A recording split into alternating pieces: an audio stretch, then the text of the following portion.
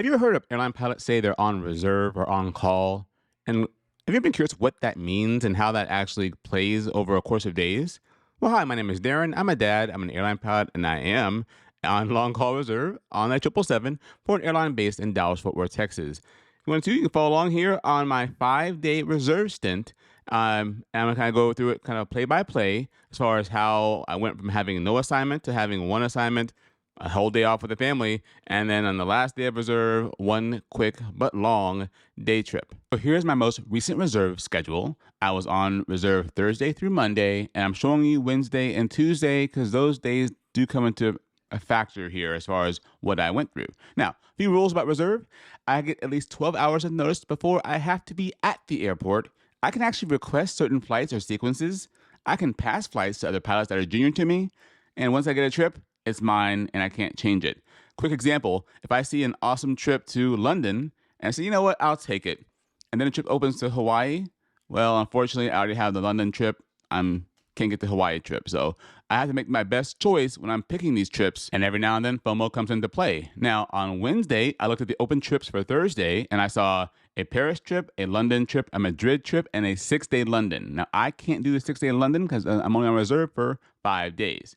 So I told scheduling via the computer, I wanted to go first to Madrid and then Paris and then nothing else. Because if I got London, then it is what it is, right? And to my surprise, when they gave me my assignment, again, they gave me my assignment the day before, like 10 in the morning on Wednesday. I got the Madrid trip with a 1:10 sign in on day one and done at 1:20 on day three.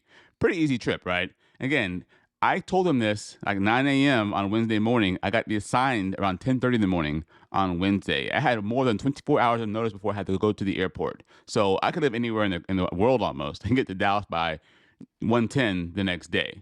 Now, when the trip started, it didn't go as I thought it would. I signed in early, got to the airplane, walked on with the captain, and we had a maintenance delay.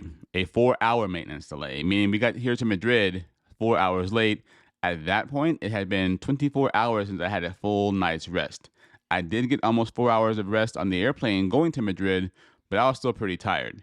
So we wandered through the Madrid airport, got to the hotel van, and I was just waiting to get to the hotel. All I wanted to do was go to my room and sleep. The room was quite nice, I must say. A little bit bigger than the London rooms, but nice room overall. It's functional. As far as my view out the window, well, I could see a courtyard. Yeah. I was exhausted. I quickly went to bed and I slept for about 3.5 hours. Waking up around 3:30 in the afternoon, I forced myself to get up and go explore the city because I had to find time to sleep again later that night. It was a nice day in Madrid, 91 degrees, partly cloudy skies. I had been here before, so I walked around. I walked for about 6 miles this day, just to one, explore, and two, to get tired again because I have to sleep another set of hours to be ready for my next flight.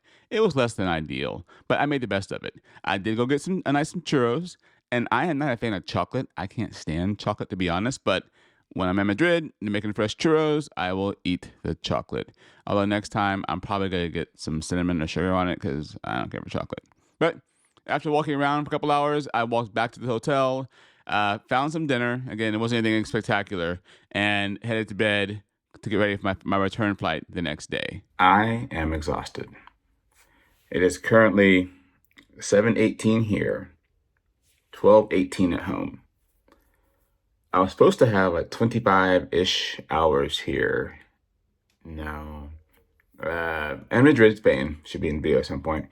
And yesterday I had a 1:10 sign-in for a 2:10 departure. Supposed to be here at 6 something in the morning, which is like 6:43 in the morning, which is 11:43 p.m. in Dallas, right? So yesterday I woke up, got out of bed around 6 a.m. thinking, okay, I'll be up till midnight tonight functioning. I'm fine with that. Plus I get a break on the airplane anyway, right? So I didn't take a nap in the middle of the day because I was going to be fine. I did get to the airport early, and the captain is an IOE captain, and he has a student with him, meaning someone that's not qualified to fly the 777 yet. So I texted him. I said, hey, is there anything you want me to do or not do in the pre-flight for the FO? He said, no, this is his third trip. You're good to go. I'm like, oh, all right, third trip. Interesting. So we got to the gate, the plane was there, came in from Miami, so it was domestic, leaving Terminal A. But we couldn't go down right away. Finally, we had to go down the airplane, and I was behind the captain, met him, and there was the mechanics all on the flight deck. Not a good thing. Normally, they do ATOPS checks, but this didn't seem normal. And sure enough, the computer that gives us all the flight data, like airspeed, attitude, navigation, everything, it wouldn't turn off. And that's normally not a thing. The mechanic I was talking to had been fixing the 777 now for 20 years. That's all he's done. He's never seen it where it wouldn't turn off. Normally, turning on sometimes, but not turning off. And so they're troubleshooting it, and they figured it's probably just a switch because it's it's a giant unit, and they have never replaced one before. So they went to order a switch from the warehouse that's on property, took the switch out, and they're hoping that would be the issue, be a short delay. It wasn't the issue. They had to go get an entire navigation unit. I'm pretty sure it's called an ADIRS. I'm really tired. If it's not, I'll correct it here in the text somewhere. So that was a big delay. Big delay. It had already started loading the cargo, and all the catering and all the cabin servicing was already done. So to change airplanes would be an hour or two process minimum, plus moving everyone around and all that other stuff. So it was easier for us to just take the delay. For a 2:10 departure, we left at 6 o'clock. Yeah, 4 hours late. Now, I should have taken a nap in that time frame. I didn't. Now, being the FB, there's an FC on board too. Normally, it's just a three-pilot crew because it's a very short flight, but because of the IOE going on, they have an extra relief pilot on board.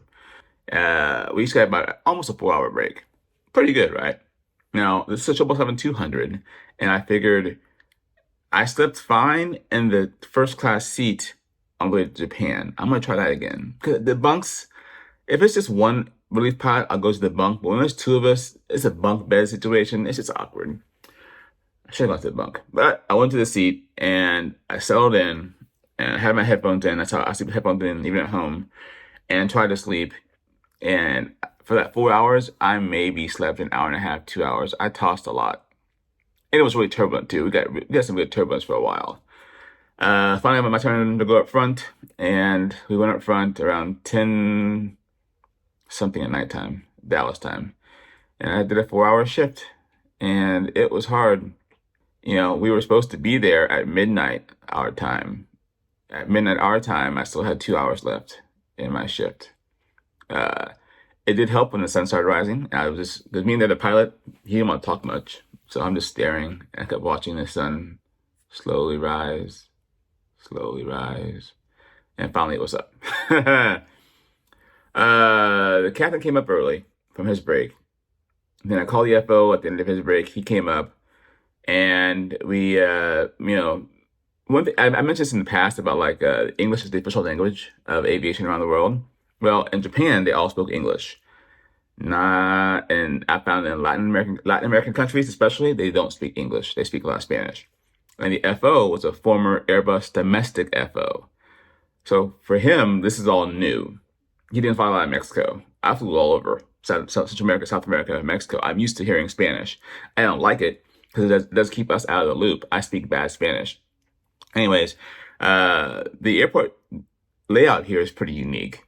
They have, I'll put a screen diagram here, but they have runways that they only use for there's no arrivals to two of the runways, right? Or four of the runways really. It's a pretty unique layout. But we landed just fine, got to the gate, and it's a long walk from our terminal to the exit. Like we had to walk a long way, then go down two levels, and then get on a train to go all the way to the other terminal, then go back up 2 levels, then outside to the bus. Got to the hotel, and I just wanted my room key. And I came into my room, and I slept for a solid 2 hours, and then tossed and turned for another hour and a half. And then I finally got up around 3 p.m. local time. Called the wife at home, checked in with her, and then I forced myself to get up. So I have to, if I can't stay in bed because I'll just not sleep tonight. So I went for a walk. I walked about 3.5, 4 miles, got some churros.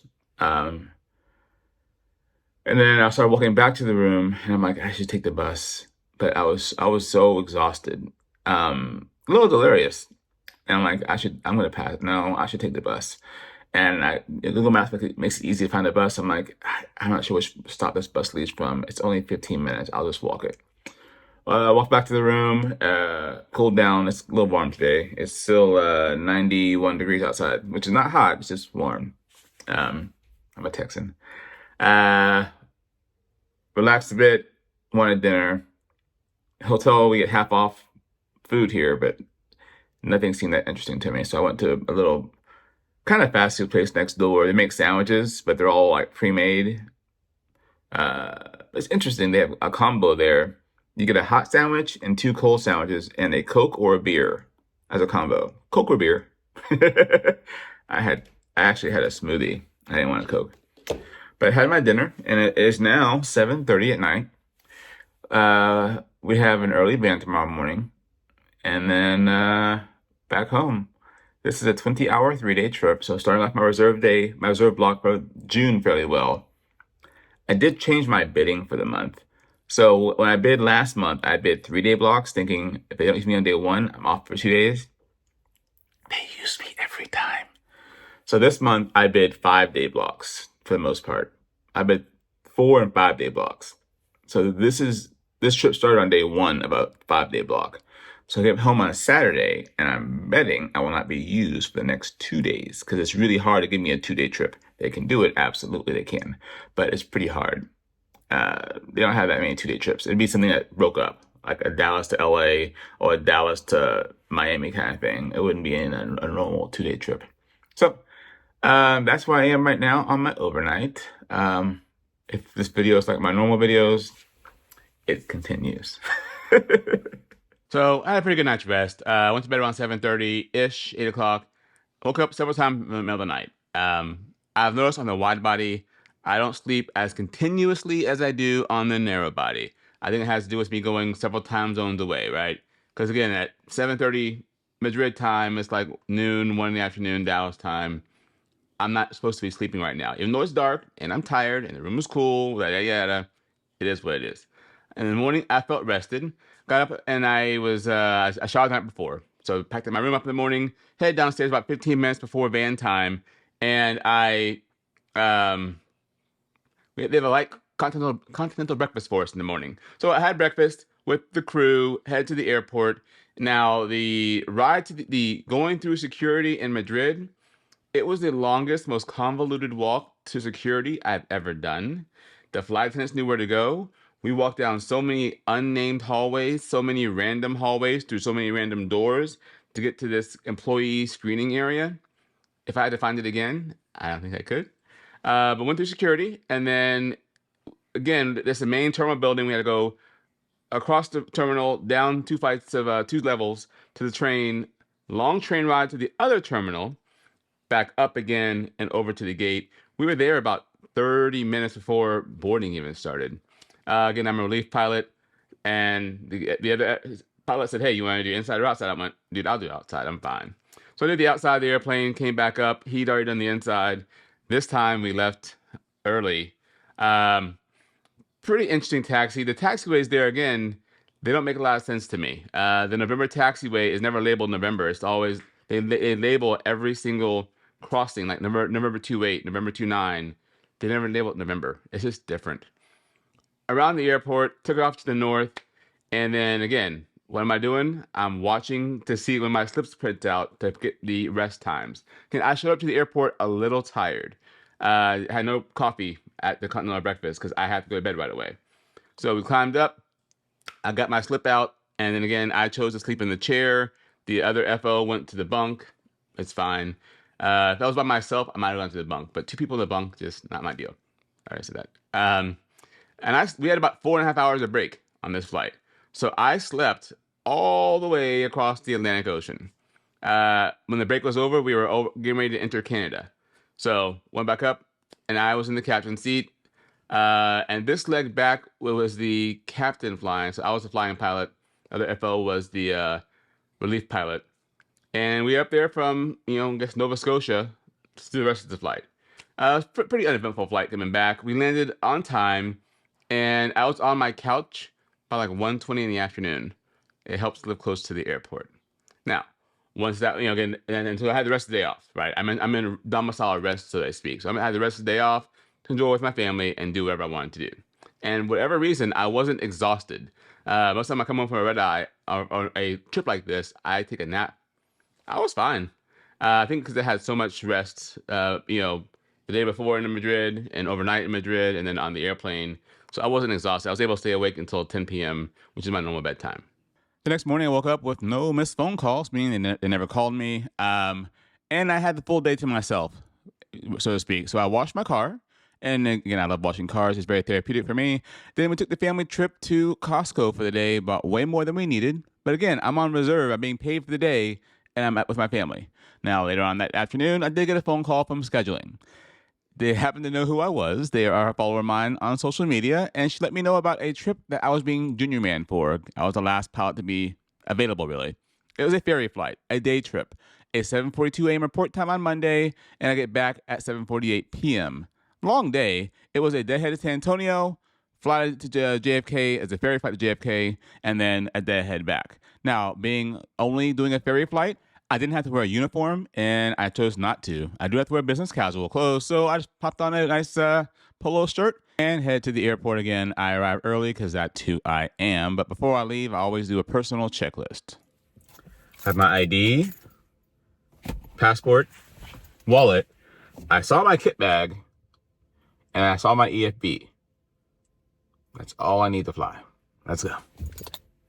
In my kit bag are all my certificates, so that's what I also need to fly. Now, once I got to the airport, I went through security. Again, I can go through KCM as a known crew member, but I got random today. Of course I did, and I'm in my plain clothes, so I don't get my special provisions as I do get in my uniform. So I had to go through the normal security line. Not a big deal. Popped out of security and headed up to the Capital One Lounge because I'm here a little bit early. And the Capital One Lounge is located right next to my departing gate to San Antonio. So why not go in the lounge and get some free snacks and coffee before heading down to San Antonio, right?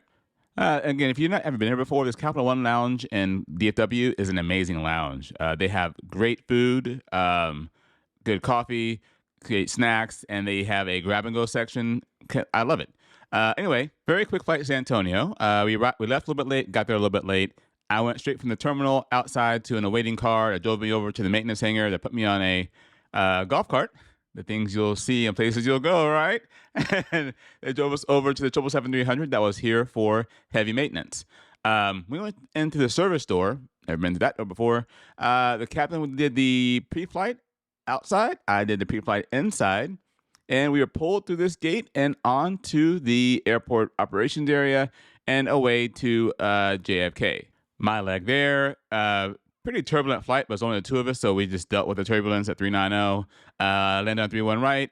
And JFK, it was a landing. Wasn't great. Empty planes are hard to land. We arrived, and our flight back home was delayed. So I said told the captain, I'm going to Terminal 4. You can go to the crew room if you want to. So I went over to Terminal 4 to go to another lounge because, again, it's free with my credit card. I first tried I think, Premium Plus Lounge. I got to the front of the line, and I said, we have a wait list now. Great. Got on the wait list. Then went to the Air India Lounge. Right in there. The food was okay there. Once I sat down in Air India, though, they said, you'll be able to go into the Premium Plus Lounge now. So I went back to the other lounge, better food over there. Had a quick snack, ginger ale, Diet Coke, coffee, and then headed back to Terminal 8 to get my deadhead back to DFW. And when I was on my way over there, I was posting on my Facebook page, if you don't follow me, and a follower happened to be on the same flight. So I sat down and talked with Lewis for a good 30 minutes or so. Great young man, he was headed actually to Dallas to do his ATP CTP course. He should be doing the written tomorrow if he sees this on Thursday. It was great talking with you. I did score a first class seat. It's one of my benefits of my contract. The captain got coach and a long flight back to DFNW. So in my 5 days on reserve, I was used for 4 days. I had 1 day, quote unquote, off. I flew through, 3 flights, one as pilot. It was a pretty good reserve stint. I'm off 2 days and then I'm back on reserve again. This is my longest video ever. I appreciate your time. Have a great day. And as always, thank you for stopping by.